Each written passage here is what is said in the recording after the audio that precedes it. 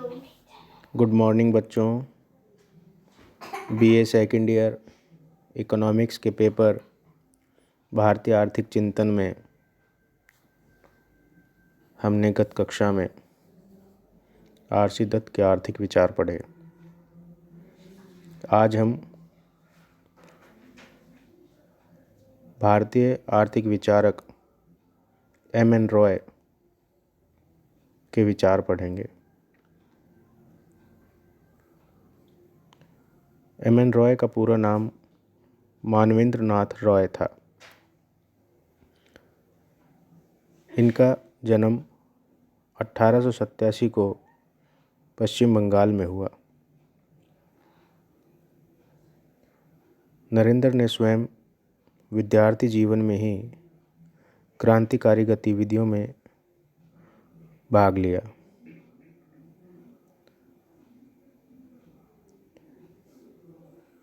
America, Mexico में उनके प्रवास के दौरान उनके विचारों में मौलिक परिवर्तन आया।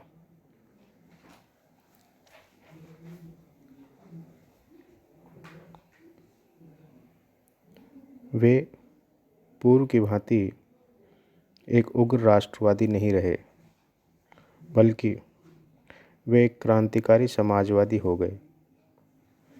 उन्होंने अमेरिका में जहां एक ओर लाला लाजपत राय के साथ काम किया, वहीं दूसरी ओर उन्होंने कार्ल मार्क्स का गहन अध्ययन किया। मैक्सिको में उन्होंने हीगल के द्वंद्ववाद का विवेचन किया।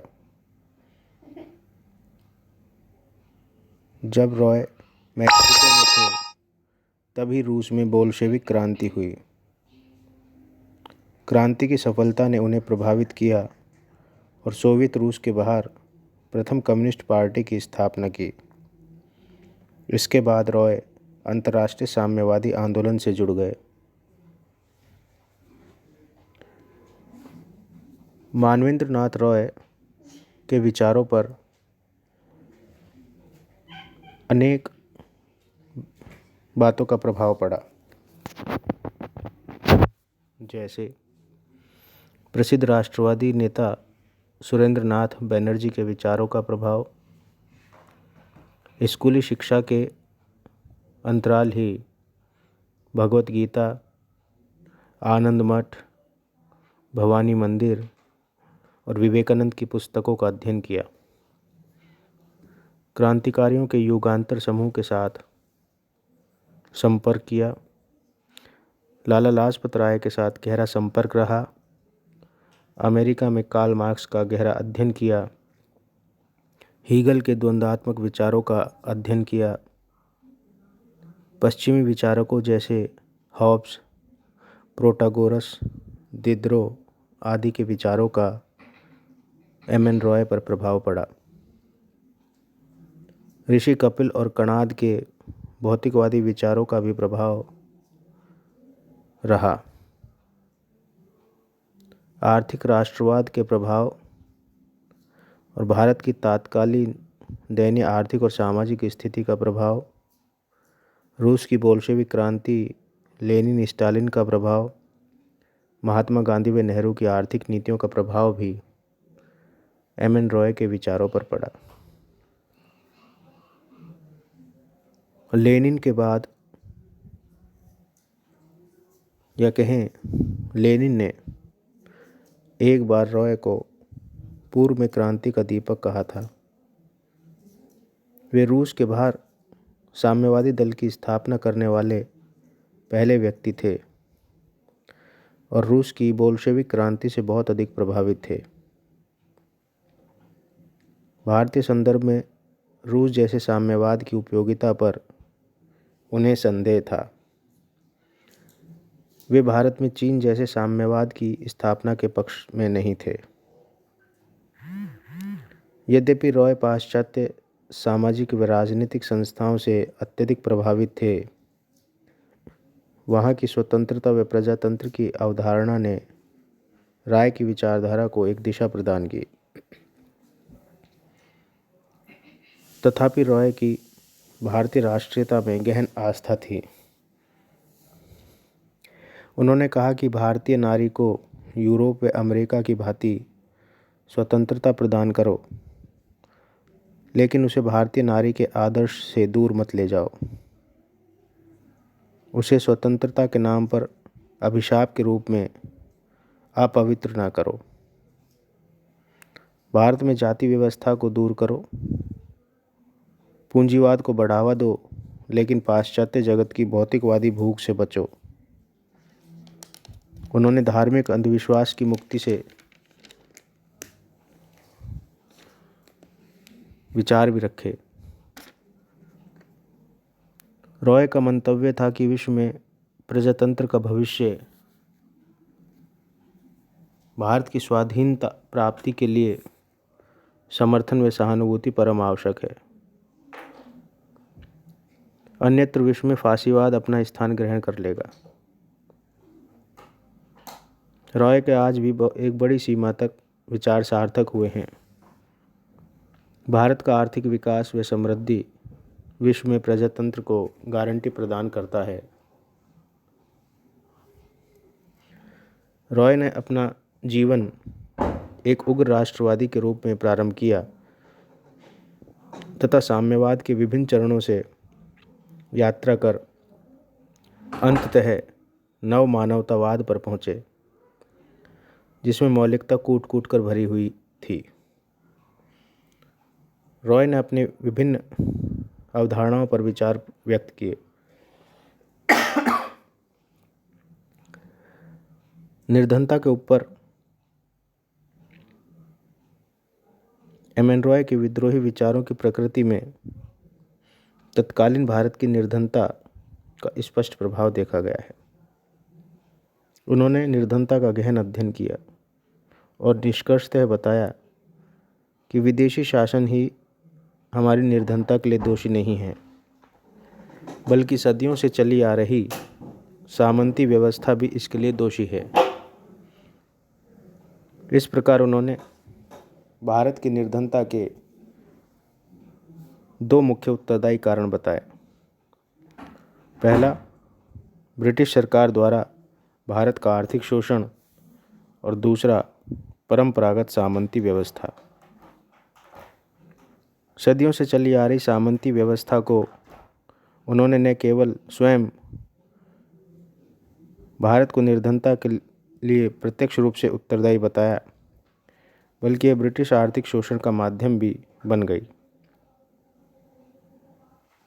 रॉय ने भारत से निर्धनता दूर करने के लिए ब्रिटिश शासन की समाप्ति को अपर्याप्त बताया। उन्होंने कहा, इसके साथ ही देश की सामंती व्यवस्था से भी छुटकारा पाना होगा, अन्यथा भारत से गरीबी का निवारण असंभव है। इसके लिए उन्होंने सामाजिक क्रांति की महत्ता को आवश्यक बताया। एम एन रॉय ने औद्योगिक पिछड़ेपन पर दृष्टिपात किया। भारत की निर्धनता के लिए इसे उत्तरदायी बताया। उन्होंने औद्योगिक पिछड़ेपन के निवारण के लिए तीव्र औद्योगिकरण की सलाह दी। रॉय के अनुसार भारत में आधुनिक विज्ञान व तकनीक का प्रयोग करते हुए औद्योगिकरण किया जाना चाहिए। उनका यह मत नेहरू से अधिक मिलता है। गांधी जी के विचार रॉय से विपरीत हैं। गांधी जी ने निर्धनता निवारण के लिए ग्राम विकास पर बल दिया, क्योंकि भारत की अधिकांश जनसंख्या गांवों में रहती है।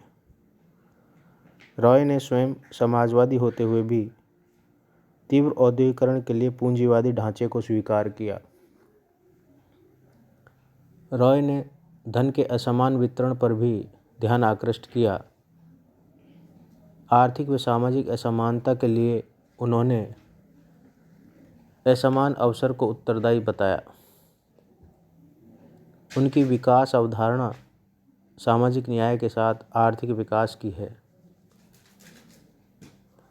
रॉय के अनुसार आय व धन का न्यायोचित वितरण स्वतः ही भारत की निर्धनता दूर करने में सहायक होगा।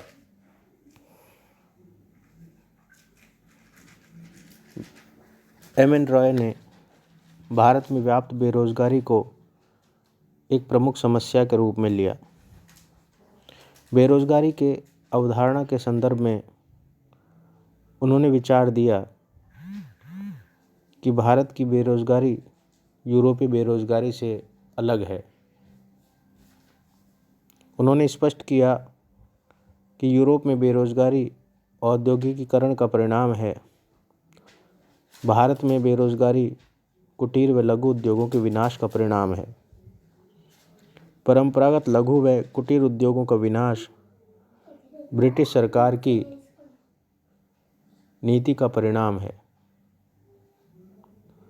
भारत की बेरोजगारी ग्रामीण बेरोजगारी है, जबकि यूरोपीय राष्ट्रों की बेरोजगारी औद्योगिक बेरोजगारी। उन्होंने बताया कि कृषि क्षेत्र में छिपी हुई बेरोजगारी स्पष्ट है। भारत की बेरोजगारी न तो आधुनिक शिक्षा का परिणाम है, न ही शिक्षित बेरोजगारी यहाँ है। शिक्षित बेरोजगारी तो यूरोप में देखने को मिलती है, न कि भारत में। भारत में तो आधुनिक शिक्षा की समुचित व्यवस्था ही नहीं है। भारतीयों को आधुनिक शिक्षा प्राप्ति के अवसर ही नहीं है। यहाँ तो बेरोजगारी की जो समस्या है वह ग्रामीण बेरोजगारी की है।